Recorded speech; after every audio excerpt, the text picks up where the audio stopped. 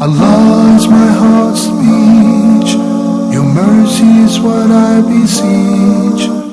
Keep in my heart your remembrance, and in your deen allow me to advance. Help me in my quest, permit me to pass the ultimate test. Help me in my quest, permit me to pass the ultimate test. Assalamu alaikum wa rahmatullahi wa barakatuh. Bismillahir Rahmanir Rahim. Alhamdulillahi Rabbil Alameen wal aqibatu lil muttaqin wa la udwana illa ala adh-dhalimin. Wassalatu wassalamu ala sayyidil awwalin wal akhirin, Sayyidina Muhammad wa ala alihi wa sahbihi ajma'in wa ba'd. Praise be to Allah alone. We praise Him and we seek His help. Whomsoever Allah guides is the truly guided one, and whomsoever Allah leaves astray, no one can show him guidance. May the peace and blessings be upon Prophet Muhammad sallallahu alayhi wasallam. Dear viewers everywhere, welcome to a new edition of your program Ask Huda. Our phone numbers for those who would like to call us tonight: area code 002-023855, 248 or 249, and the email address is, as usual, ask@huda.tv. I had a couple of pending questions since last episode, then I'll be more than happy, inshallah, to collect your phone calls. The first question was from Sister Saba from the Kingdom of Saudi Arabia. She asked about Khatmul Quran, or reciting the entire Quran in this fashion. Everyone reads a part of the Quran in turn till the whole Quran has been read. Is this a bid'ah? First of all, we all agree that the recitation of the Quran harvests a great deal of reward. The Prophet ﷺ said, "Man qara'a harfan min kitabillah, falahu bihi hasana, wal hasanatu bi ashri amthaliha." For each letter you read, you receive a reward, and the reward will be multiplied 10 times more. This is the least reward for each letter. So there is a magnificent reward in reciting the Quran. And Allah subhanahu wa ta'ala commanded us in the Quran by saying, وَرَتِّلِ الْقُرْآنَ tartila. You can do that at any time. There is no restricted time other than if you are in a state of janaba, or if you are in the khala, or a place where you're answering the call of nature. Other than that, it is permitted to recite the Quran in order or out of order. It doesn't really matter. In the salah or outside the salah, the reward is guaranteed.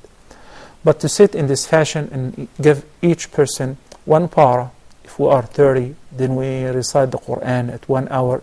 Every person is recited his para, and we say we made Khatmul Quran. This is not Khatmul Quran. Khatmul Quran, or the recitation of the entire Quran, whenever there is a reciter, either recites by himself, for himself, from beginning to end, as called he made Khatm. Anas ibn Malik, may Allah be pleased with him, used to gather his family members in order to attend the dua. So they only attended the dua in order to get the blessings of Khatmul Quran. But he's the one who made the Khatmul Quran. Or, if you are an audience, you listen to somebody, whether the Imam in Taraweeh or otherwise, who is reciting the entire Quran, this is Khatmatun bis Sama'. You listen to the entire Quran. But this fashion that every person is reciting a para on their own, this is no Khatma whatsoever. Each and every person gets the reward of what he recited. It becomes problematic even furthermore when everybody is reciting out loud and there is a mess, there is a chaos. This is restricted because we're supposed to listen attentively to the Quran whenever it is recited. But when we gather in one place and each person holds one para and they recite out loud and they say we made khatma, this is no khatma, and this is definitely an innovation. In the sound collection of Al-Imam Muslim, the Prophet ﷺ said in the sound hadith, ما اجتمع قوم في بيت من بيوت الله يتلون كتاب الله ويتدارسونه فيما بينهم إلا نزلت عليهم السكينة وغشيتهم الرحمة وحفتهم الملائكة وذكرهم الله في من عنده. In another narration, في ملأ عنده. Any people who gather in one of Allah's houses in order to study the book of Allah, the Quran, recite its verses and learn their meanings, Allah subhanahu wa ta'ala will provide them with 4 virtues. Allah will descend the tranquility upon them and cover them with His mercy, and they will be surrounded by a gathering of the angels, and furthermore Allah will be proud of them and mention them in His gathering, in the gathering of the angels, as they mention Allah subhanahu wa ta'ala, remember Him and celebrate His praise. This picture is not just permissible, is recommended and is applauded, and there is a great reward in it. Whenever there is one teacher and everybody is listening, or one is reading and the teacher is correcting for others, for the readers, and they're taking turns. So one reciter at a time, and the rest are audience. But this form where everybody is reciting on their own, and you claim this is a khatma, of course this is no khatma, and it's not considered as khatma al-Qur'an. It can elevate to the level of bid'ah, especially whenever it is practiced upon the death of somebody. People gather in order to make khatma, and they say we give the thawab for such person. There is no such thing. And the original condition with regards to the ibadat is restriction. We cannot invent or make up an act of worship based on our whim. We think, it may be good, and I hope that Allah will give him the reward. No, the ibadah or the act of worship is a part of the unity of worship. It has to be paid to Allah subhanahu wa ta'ala, and in accordance with the guidance of His Prophet sallallahu alayhi wa sallam. Jazakumullah khairan. First phone call. Assalamu alaikum wa rahmatullahi wa barakatuh. Sister Nighat from Pakistan. Assalamu alaikum. Wa alaikum assalam. How are you, sister? 2 questions. Okay. My first question is, while reciting Quran Pak, for sajda tilawat, we have to do 1 sajda or 2 sajdas? Okay, can you repeat your question again, please? While reciting Quran at sajda tilawat, I see. we have to do 1 sajda or 2 sajdas? Okay. And my second question is, if somebody is wearing a dress which has got pictures of a living things, for example, animals or humans, can we say our prayers in that? Can you do what? Is it allowed to can we say our prayers? Okay, can you pray in such, okay. Or is it allowed to wear such dress, or is it not allowed to wear such a dress? Okay. Thank Okay. you so much. Thanks, Sister Naghat from Pakistan. Brother Muhammad from Sierra Leone. Assalamu alaikum wa rahmatullahi wa barakatuh. Wa alaikum salam wa rahmatullahi wa barakatuh. My question is, of course, God Almighty Allah commanded us that if you want to go to your wife, you can have some foreplay before entering upon them. My question is, are we allowed to use, to make foreplay with, what I want to say is that some oral playing? Okay. You get my point? I got it. And my second question is, if you visit the cemetery and you want to make dua, can you start it off by reading the Al-Fatiha and then dua follows? Or can we take dua from the Quran and read it? Okay. Thank you, Muhammad. Any more questions? No. Okay. Thank you. Jazakumullah khair. Okay, Sister Nighat, first question was pertaining Sajdatu Tilawa. We discussed a few weeks back that it is a confirmed and an emphatic sunnah to prostrate yourself upon reciting any of the verses which contain sujood. There are 15 and some other opinions, 16 positions in the entire Quran. So once you finish the ayah and you see the marker, you make sujood if you're reading yourself, or if the imam recites and he makes sujood, then you too should follow him in making sujood. But if he does not, then you're not obliged, nor is it permissible to make sujood. Similarly, if you listen to the reciter on the radio or the MP3 player, then you're not required to make sujood. She asked, is it 1 sajda or 2? It is only 1 sajda with takbir upon going down and takbir upon rising. Okay? Another phone call. Assalamu alaikum. Alaikum assalam wa rahmatullah. Muhabiba from Nigeria. How are you, Sister Muhabiba? Fine, Sheikh. I have a question, please. Okay. I made a promise to Allah subhanahu wa ta'ala not to eat some certain foods, such as sugar, due to my obesity, and perform some certain acts of worship regularly. And then I put a condition that to make me steadfast. I said, if I should break my promise, I will fast for 60 days. For 50 days? Yes, sir. Okay. Yes. And I did broke my promise, and I asked Allah to forgive me. But my question now is that, is it now compulsory on me to fast for those 60 days? Or what's the ruling? Because I had some conflicting fatwas. Some say I should just speak 10 poor people, like that of the kafara of breaking an oath, while others say I must fast for those 60 days since it was a promise I made to Allah. I need your assistance, please. Okay. Okay. Okay. Jazakumullah khairan, Ummu Habiba. Ibrahim from the Kingdom of Saudi Arabia. Assalamu alaikum, Ibrahim. Wa alaikum assalam wa rahmatullahi wa barakatuh. How are you, Sheikh? Alhamdulillah wa shukrullah. Thank you for asking. Do you recall the last time I called you? I wish I can, but there are too many things happening in the same time, so forgive my memory, please. Never mind, Sheikh. I sent you an email. If you are able, please read my email so that you can answer if you remember. Asked you regarding the thoughts which come to my mind. I'm sorry, I'm not aware of your email. Would you please present your question? Okay, I would like you to read in the email if you can, and I have another question for you, Sheikh. Okay, Ibrahim, let me just make it clear. Just right now, I do have approximately, in my personal email account, or approximately 3,000 emails. And in Ask Huda, over 6,000 emails. And in other accounts, several hundred. So I don't exactly know which email you're talking about. If you want to present your question now. Okay. So I will tell the question which I have sent in the email. It is that if Allah has preordained for us everything, okay, so if a person commits a sin, it's preordained for him to commit a sin, is it? So why should he be sinful then? Okay, that's the first question. Okay. And my second question is that it's said in the Quran that you cannot marry more than 4 women, if I'm right. Mm-hmm. And the Prophet ﷺ had 10 wives, if I'm right. Okay. So can you clarify it, please? Okay. Thank you very much, Sheikh. You're welcome, Ibrahim. Jazakumullah khair.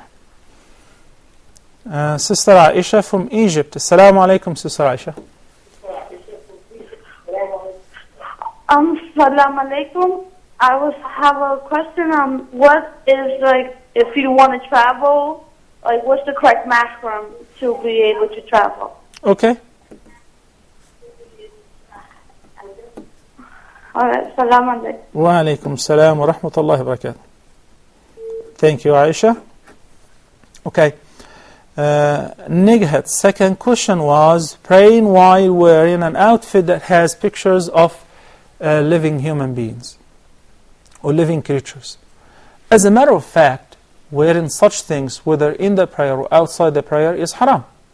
The Prophet ﷺ prohibited such things. Nor are we allowed actually to keep them against the walls.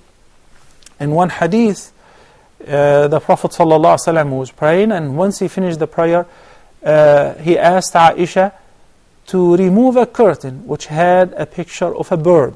He was neither praying on a prayer rug that has the picture, nor was he wearing it. It was just on his way, and he ordered her to tear it and make it to stuff some cushions with it, or make it as a spread, because it is not permissible to keep such pictures of living creatures. Okay? Muhammad from Sierra Leone. He asked a question. His question is revolving around having an oral sex as a foreplay. He said whether it is permissible or not. You know, when we handle things like that, of course, we should not conceal these questions nor their answers, because this is something that people now are open to the entire world, and they want to know whether it's haram or halal. So when we present the answer, we're presenting the answer from the Quran and the Sunnah. Allah subhanahu wa ta'ala says, نِسَاؤُكُمْ حَرْثٌ لَكُمْ فَأْتُوا حَرْثَكُمْ أَنَّا شِئْتُمْ.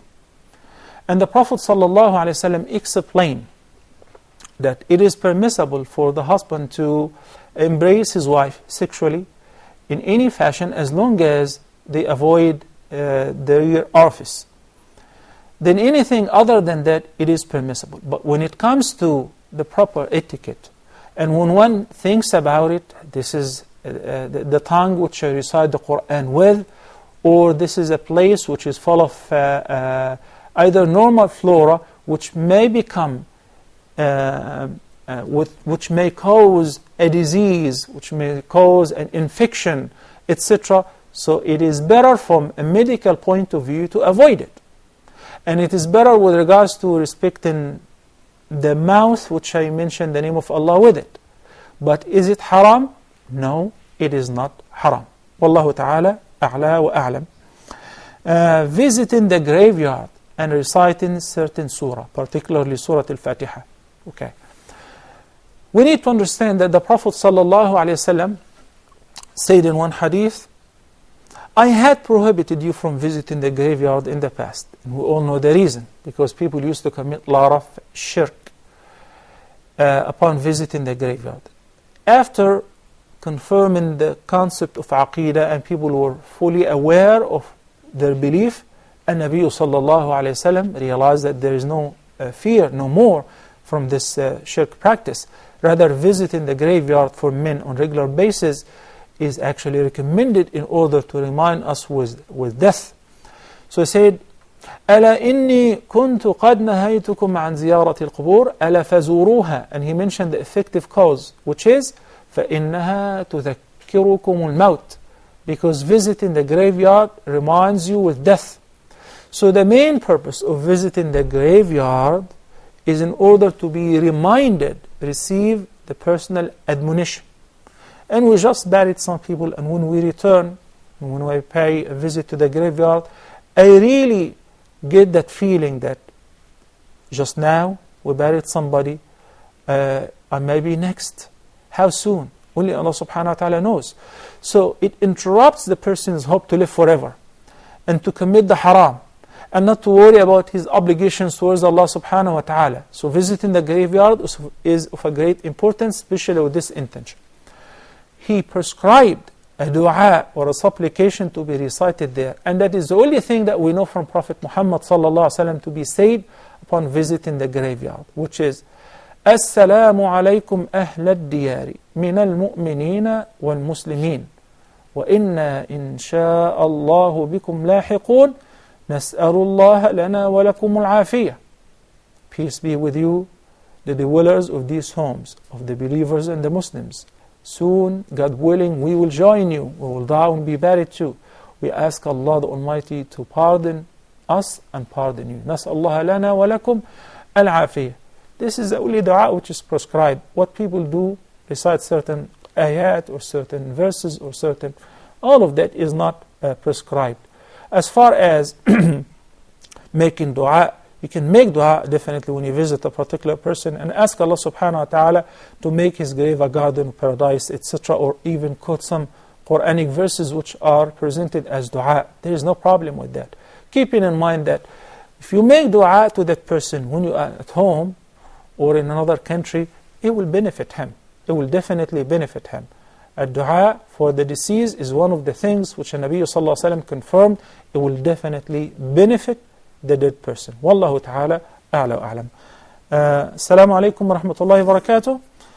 Shadhia from the Kingdom of Saudi Arabia. Assalamu alaikum. Wa alaikum assalam. Sheikh, I just want to ask you one question. That are we allowed, like in a group, if we go from Jeddah to Makkah for performing Umrah? As our teacher, we have joined one institute, and we go in a group to perform Umrah. Though we have husbands here, but like we sometimes go after like 50 days. So is it allowed to go without mahram? So basically, like 22 women. No. Your question is traveling to perform Umrah without a male mahram, right? Yes, we go in a group, like we take a bus and we all go from Jeddah. It is 45 minutes, you know. I know. Okay. Yeah. Okay, Shadia, thank you for asking.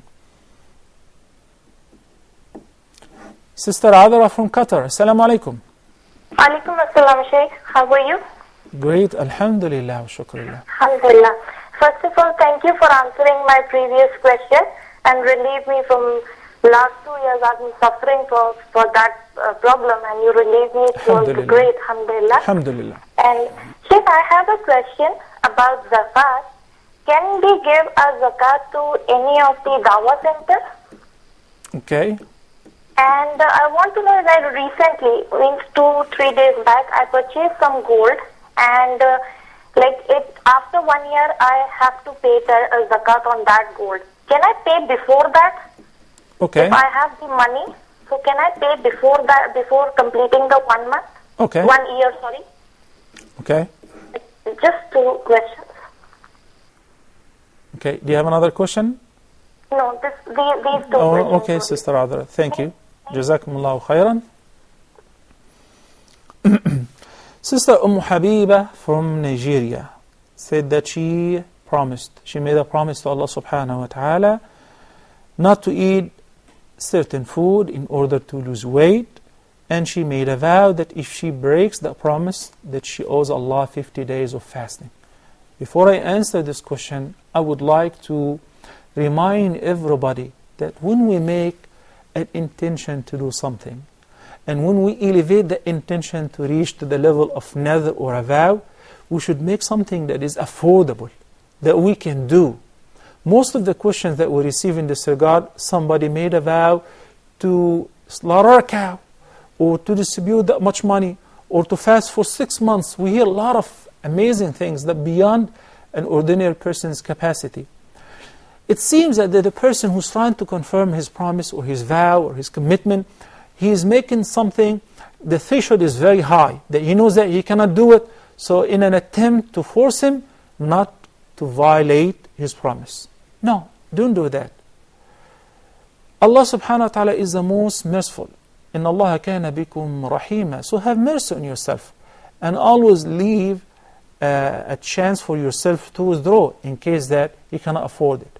So do not make a contingent nadhr, a nadhrun mu'allaq. A nadhrun mu'allaq where people say, if Allah does deliver this, I will offer this and this and that. No, even though it is permissible, but it is disliked. Because إِنَّمَا يُسْتَخْرَجُ بِهِ مِنَ الْبَخِيلِ. You want to make a commitment, make a promise with yourself, and ask Allah subhanahu wa ta'ala to give you strong will to achieve it. If you want to set a penalty, set something that is affordable. If you cannot abstain from certain food, how will you be able to fast entirely for 50 consecutive days? It's tough. Anyway, النبي صلى الله عليه وسلم said in the hadith, من نذر أن يطيع الله فليطعه ومن نذر أن يعصيه فلا يعصه. Whosoever vows to do an obedience, an act of obedience, to obey Allah subhanahu wa ta'ala, then he must fulfill his vow, because it's an obedience. And whosoever vows to disobey Allah subhanahu wa ta'ala, such as if somebody says, I will never talk to my brother, and if I ever talk to him, I owe this and this and that. Or, so in this case, he should actually break that vow because it's invalid, and resort to the kaffara. The kaffara, or the ransom for a wrong vow, a false nadhr, or for a good nadhr that you fail to fulfill, is similar to the kaffara of one's oath, which is known as al-yamin al-mun'aqida. لا يؤاخذكم الله باللغو في أيمانكم ولكن يؤاخذكم بما كسبت قلوبكم ولكن يؤاخذكم بما عقدتم به الأيمان. If one intends to do or not to do something, and he confirmed by a nadhr, فكفارته, then the kafara is, number 1, freeing a slave neck, which is not available. And the 3 options, number 1, feeding 6 masakin, or clothing them, or freeing a slave neck. These are all in the same level. طعام 10 مساكين من أوسط ما تطعمون منه أهليكم أو كسوتهم أو تحرير رقبة. In case that you fail because you cannot afford to feed 10 poor people, nor buy them clothes, then in this case, فصيام 3 أيام, fasting for 3 days. And again, I would like to remind everybody, when you make a vow, do not make a contingent vow. Just make an intention to do as much as you can without committing yourself to doing something beyond your capacity. Wallahu ta'ala a'la wa a'lam. Sister Samira from Norway. Assalamu alaikum wa rahmatullahi wa barakatuh. وعليكم السلام ورحمة الله وبركاته. السلام عليكم Sheikh. Wa alaikum assalam wa rahmatullahi wa barakatuh. Sheikh, you know I'm living in the country that we don't have so many Sheikhs to ask some very private questions that we cannot ask in public. But only Sheikh, I want to ask you, I cannot ask you this question, but just I want to ask you to make dua for me, Allah to accept my dua and make it for me, inshallah. Inshallah. And if you guys have any private question, you can present your question to any of the brothers in the control. They will be more than happy to take your email address and your question. And inshallah, we'll do our best to communicate with you with regards to your personal question as much as we can, because we don't have a big team or crew. It's just a few individuals here, so we try our best. Some of our viewers get upset because we don't get back to them with the answer immediately, same day or the same week, because it is beyond our capacity. This is, we're having here an effort which if we would like to do it properly, then we'll have to have a huge institution in order to run this affair. So pray for us and bear with us. May Allah subhanahu wa ta'ala help us and you to achieve what's best. Sister Abdullah from Qatar. Assalamu alaikum. Wa alaikum assalam wa rahmatullahi wa barakatuh. Sheikh, I've got two questions regarding zakat. Okay. Can I go? You're with me? I hear you. Okay. Many years back, my father bought some land with the intention that it will be useful for his children after his death. There is no cultivation on the land, nor is there any building or any structure on the land. He has not paid any zakah on this till now. I wanted to know if this is zakatable. If so, how should we calculate the zakat? Because for many years he has not paid. I'd like to ask you a question in order to determine whether it is zakatable or not. Pardon? I would like to ask you a question, which Sure, basically, sure. if your father is available, you can ask him this question, which is, what was his intention? Did he buy this land for resale, for investment? No, he bought it with this intention that it is good value for money and it will be of good use to my children after his death. That is what he has till now. Okay. And it might come of use to him. Another thing, because we are from India, he didn't want to leave the money in the bank. So he thought it is better for me to invest in some property. Okay. Is it sufficient, brother? Yes, very much. Thank you, Abdullah. Okay. Jazakallah khair. Wa alaikum Wa jazakum. Thank you. Okay, Ibrahim from the Kingdom of Saudi Arabia asked two questions, and both have been answered repeatedly. And you can review the program of Refuting Misconceptions with regards to if Allah has already preordained our actions. So why one who commits a sin is blameworthy? Why one who would commit adultery was considered as a sinner and he should be punished? One who will commit a murder or steal or. It's very simple to answer this one. When we say one of the 6 articles of faith is to believe in the preordainment, the divine destiny, it's good and it's bad, to believe that Allah subhanahu wa ta'ala has a full knowledge of our actions before we do it. Then He recorded that in Al-Lawh al-Mahfuz, but He also gave us the free will to choose what to do and what not to do. Because of this free will, we are held accountable and there is reckoning for us. Angels, animals, and other creatures other than humans and jinn were not given this free will. إِنَّا عَرَضْنَا الْأَمَانَةَ عَلَى السَّمَاوَاتِ وَالْأَرْضِ وَالْجِبَالِ فَأَبَيْنَ أَنْ يَحْمِلْنَهَا وَأَشْفَقْنَ مِنْهَا وَحَمَلَهَا الْإِنسَانُ إِنَّهُ كَانَ ظَلُومًا جَهُولًا. This amana is the free will to have the choice to worship or not to worship, to obey or to disobey. So when you choose willingly to disobey, you're responsible for your actions. This false belief, which is presented in the question as an argument, was adopted by one of the 2 major sects which went astray with regards to belief in Al-Qadr. It is called Al-Jabriya. They said that we're obliged to do our actions, whether good or bad. We should not be responsible for our actions. And that's why, according to this belief, that if somebody even committed shirk, he's only executing Allah's blueprint. And he's not doing anything other than what Allah subhanahu wa ta'ala ordained for him. And this is definitely false. Allah subhanahu wa ta'ala said, وَهَدَيْنَاهُ النَّجْدَيْنِ. Yes, we have shown him, mankind, the two ways, the good and the bad. And he said in Surah Al-Insan, إِنَّا هَدَيْنَاهُ السَّبِيلَ إِمَّا شَاكِرًا وَإِمَّا كَفُورًا.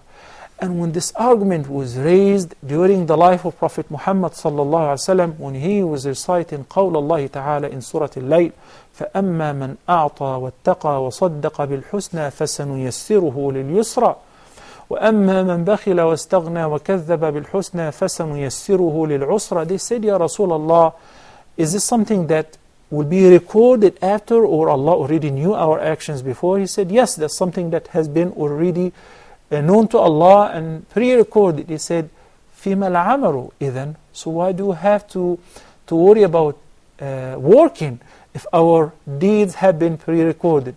And Nabi sallallahu alayhi wa sallam said, اعملوا فكل ميسر لما خلق له. Do you know what Allah has ordained for you? No. Do you know that Allah decided for you to be a multi-millionaire? No, I don't. And that's why we strive hard to go to work early morning on every single day. And we send our kids to school. If one have any clue about the unseen and that his son will be successful in business instead of medicine, he would have chose otherwise. But since we don't know, we make our best according to our consultation and our istikhara. Then we decide based on what Allah subhanahu wa ta'ala makes it easy for us. One can never blame his sin on Allah subhanahu wa ta'ala, because Allah subhanahu wa ta'ala objected to that sin. He prohibited it and He disliked it, and He ordered us not to go near it. So how would He order us to do it in this case? Well, the second question of Ibrahim will be answered inshallah shortly after the break, so please stay tuned.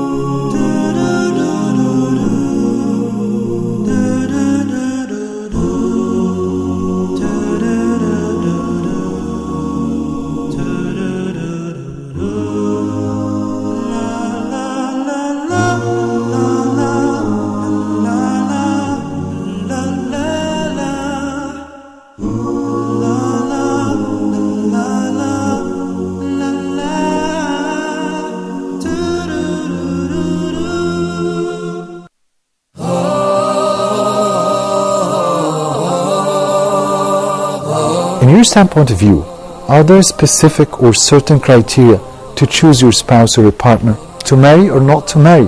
Maybe that's the question. Do we revise the quality of performance of our treatment between the family members as fathers or mothers? As they say usually, it's not what you say, it's how would you say it. Wouldn't you like to be a good storyteller for your kids? Neurobiologically speaking, child abuse and emotional trauma causes scars in the brain of the child, and this might be not easily healing. What's the exact job description of a father? Is it clothing, payments, and feeding, or other important things? Well, I think the job description of a father is merely giving him love and care, self-confidence, giving him sense of security, and checking for the points of strengths to stress on them. What about potty training and its planning? Oh yeah, actually, it's a state, it's a condition. Fatherhood is not a body or a person, it's a state. Coming soon on Huda TV.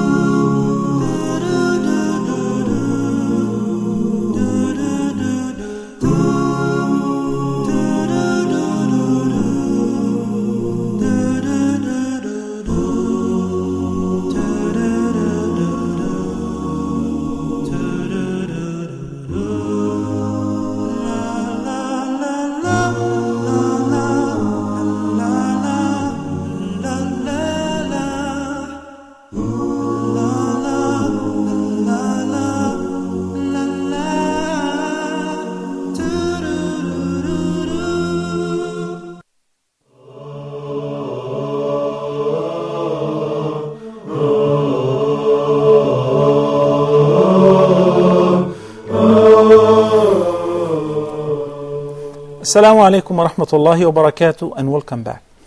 Ibrahim's second question was regarding the marriage of the Prophet sallallahu alaihi wasallam. He said, Allah subhanahu wa ta'ala said in the Quran, basically he's referring to the verse of Surah An-Nisa, فَانْكِحُوا مَا طَابَ لَكُم مِّنَ النِّسَاءِ مَثْنَى وَثُلَاثَ وَرُبَاعَ.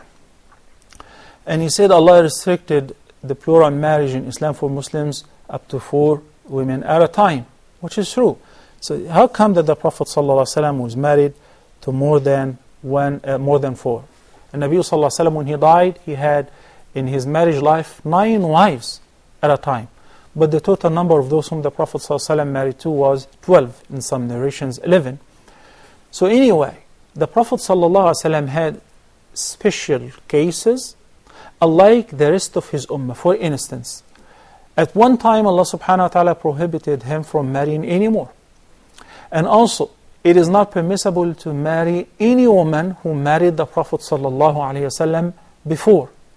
In addition to, the marriage of the Prophet sallallahu alaihi wasallam was pre-planned and organized by Allah subhanahu wa ta'ala. It was not simply for a personal pleasure. So the cases of the Prophet sallallahu alaihi wasallam are different. But for us, Allah subhanahu wa ta'ala limited the number of plural marriage of women whom a man may have at the same time or at a time to 4. فانكحوا ما طاب لكم من النساء مثنى وثلاث ورباع فإن خفتم ألا تعدلوا فواحدة أو ما ملكت أيمانكم. Shadia from the Kingdom of Saudi Arabia, that they form a group of women to go in a bus together to perform Umrah, but again without mahram. The more respected view in this regard, it is not permissible for a woman to travel without a male mahram, due to the continuous testimony of a hadith in this regard, and the hadith which I normally mention. And Nabi sallallahu alaihi wasallam did not permit one companion's wife to travel to perform Hajj, and she was going in the company of Abu Bakr, Uthman, Umar, and Ali, and the rest of the companions. And he exempt her husband from joining the military, and he sent him with her. So the best is to wait until you go with your spouse, with your mahram, either your husband or any of your male maharim, your son, your brother, your father-in-law, your grandson if he's grown up, or your son-in-law as well. All of that is permissible. But to travel alone without a male mahram, I do not have the capacity to say it is permissible. I'm fully aware that some of the contemporary scholars said, well, if a woman travels alone or travels in a safe company and without a male mahram, it is permissible. I cannot be responsible for such opinion. Wallahu ta'ala a'la wa a'lam. Assalamu alaikum wa rahmatullahi wa barakatuh. Abdullah from Saudi. Assalamu alaikum. Alaikum assalam, Shaykh. How are you? Alhamdulillah wa shukrulillah. How are you, sister? I'm doing fine, alhamdulillah. I just have one question to ask. Okay. I know how important it is to maintain relationships with family members, but my husband, due to his personal reasons, doesn't want me to meet or even speak to my family members. Is there a reason? Pardon me? Is there a reason? It's just ego problems, nothing major, but just small things that just upset him. But both are at par with each other, but upsetting each other. So, I mean, you said an ego problem on. Yes, there are a lot of. In which side? From both the sides. Okay. Like my brothers and even my husband, both of them. But it's nothing major. It's just on small matters. They like very small matters, which is very silly for me to even speak up. But I know how important it is to listen to my husband. But I want to even keep in touch with my family members because I know it is important to not break ties with them too. Now, I really don't know what to do on this matter. How does your husband take care of his family members? Sorry? How does your husband take care of his family members? Does he do that? Yeah, alhamdulillah, he does take care of my needs, but he not if you're talking about my. I'm talking about. Does he do Silatul Rahim to his own family?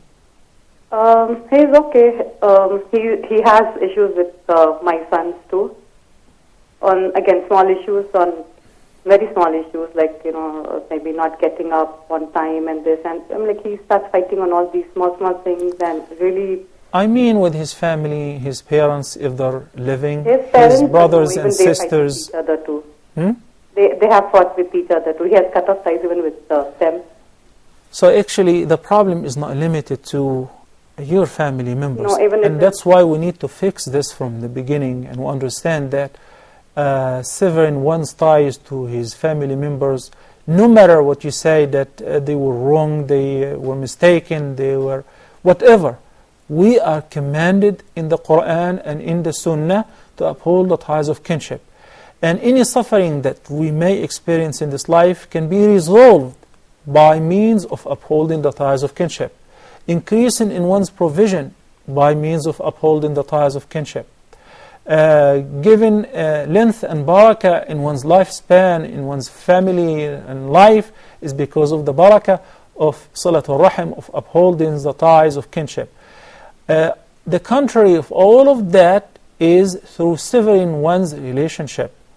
Allah subhanahu wa ta'ala hastens the punishment for the person who severs his family and his relations to his family members and does not uphold the ties of his kinship in this life, in addition to what awaits him in the hereafter. So one must repent immediately and try to reconcile. If you cannot socialize, at least keep it to the minimum by giving them phone calls, checking on their health, see if they need anything. They do have rights. These are not extraordinary things, or you're not doing them any favor. These are rights. And when a man came to the Prophet ﷺ and he complained to him that he has a qaraba, he has a kinship, he said, أَصِلُوهُمْ وَيَقْطَعُونَنِي, I take care of them and they disregard me. I uphold their ties and they sever my relation. What shall I do? He said, if you do that, فَكَأَنَّمَا تُصِفُّهُمُ الْمَلِّ, your reward is guaranteed, and they will be similar to people who are eating dirt because of not meeting the good with good. And Silatul Rahim, or upholding the ties of kinship, does not mean simply to exchange visits. They came to us in the Eid, so we go to visit them in the Eid, and one for one, and so on. No. إِنَّمَا الْوَاصِلُ مَنْ يَصِلُ مَنْ قَطَعَهُ لَيْسَ الْوَاصِلُ مَنْ يَصِلُ مَنْ وَصَلَ وَلَكِنَّ الْوَاصِلَ مَنْ يَصِلُ مَنْ قَطَعَهُ. The real wasil whom Allah subhanahu wa ta'ala praises, whom Allah prepared a great reward for him, is the one who upholds the ties even though his family members sever the relations with him. Is not the one who just exchange the same favors, the same visitations, the same. They call me and they check on me, or they came to visit me, or my son when he was sick, so I do the same. No, you gotta take the initiative, because you benefit yourself, number one. You have to have these meetings present.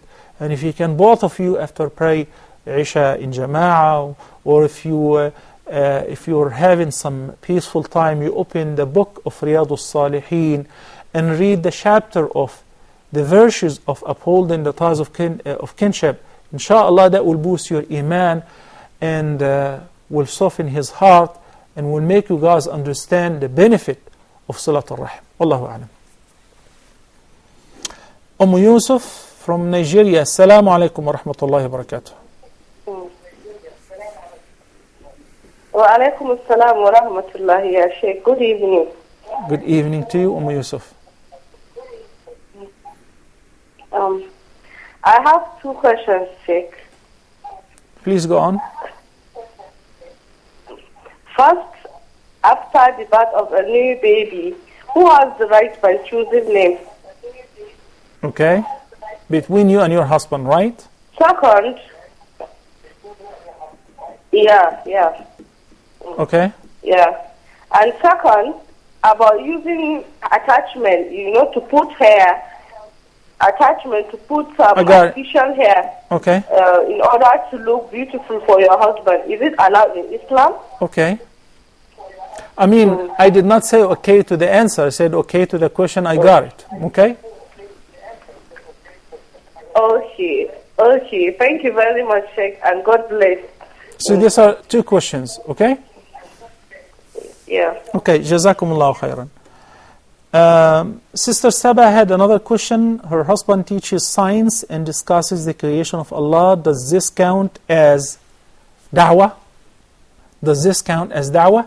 Yes, in fact, with such intention, it is one of the best means of giving da'wah. As a matter of fact, Allah subhanahu wa ta'ala in more than one position in the Quran ordered us for at-tafakkur, to ponder, to look around, and to pay attention to the magnificent creation of Allah subhanahu wa ta'ala. He said in Surah Al-Imran, for instance, إِنَّ فِي خَلْقِ السَّمَاوَاتِ وَالْأَرْضِ وَاخْتِلَافِ اللَّيْلِ وَالنَّهَارِ لَآيَاتٍ لِأُولِي الْأَلْبَابِ. Indeed, in the creation of the heavens and the earth, the alternation of the days and the nights, these are all signs for people who ponder, signs for people who have mind to reflect. And he said, وَفِي أَنفُسِكُمْ أَفَلَا تُبْصِرُونَ. And he said, there are signs within yourselves. If you are a science or biology teacher and you take the digestive system, for example, and you elaborate on the magnificent creation of Allah subhanahu wa ta'ala, and that if anything goes wrong, God forbid, it cannot be replaced. Even if we find a replacement, it can never be functioned the same. And how the entire body function together in a very symmetric, in a very beautiful way, and the mechanism that Allah subhanahu wa ta'ala established in our system, in our body system, all of that will strengthen the belief of the students and the audience. The Quran is not a book of science, but it mentions various scientific issues in order to confirm the fact that Allah subhanahu wa ta'ala is the only creator, in order to make us stronger believer in Allah, stronger believers in Allah subhanahu wa ta'ala. So may Allah bless you for that. There is another question. I don't remember the name of the sister, but she asked, is standing and urinating a sin? It depends. Because we know that when the Nabi sallallahu alayhi wa sallam passed by a graveyard, he mentioned about one person who was buried, إِنَّهُمَا لَيُعَذَّبَانِ وَمَا يُعَذَّبَانِ فِي كَبِيرٍ. Two were being punished in the grave. About one of them he said, أَمَّا أَحَدُهُمَا فَكَانَ لَا يَسْتَبْرِئُ مِنْ بَوْلِهِ. He used not to clean up after urination. That's why he's being punished in the grave. Because simply, if your clothes are soiled with urine drops, or your body, then no matter how many times you make wudu, it is not sufficient. Wudu is invalid. And the tahara is one of the prerequisites for the validity of the prayer. So imagine somebody who is impure, his prayer is invalid. That's why Huda Feb, may Allah be pleased with him, and the hadith is a sound hadith collected by Imam al-Bukhari.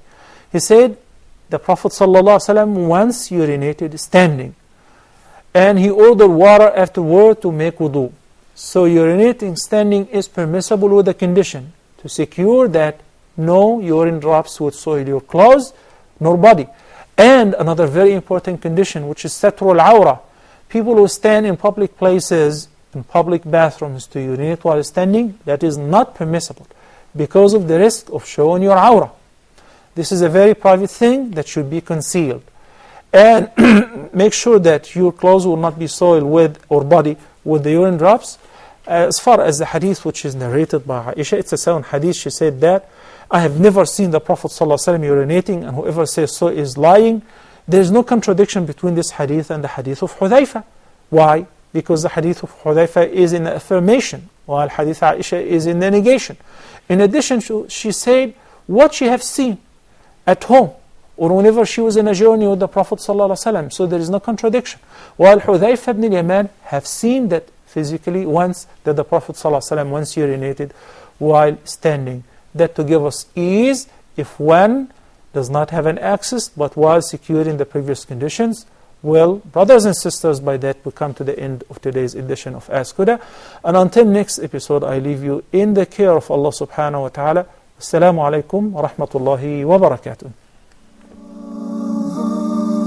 Allah is my heart's speech, your mercy is what I beseech.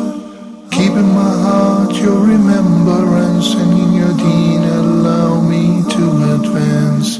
Help me in my quest, permit me to pass the ultimate test. Help me in my quest. Permit me to pass the ultimate test. Help me in my quest. Permit me to pass the ultimate test.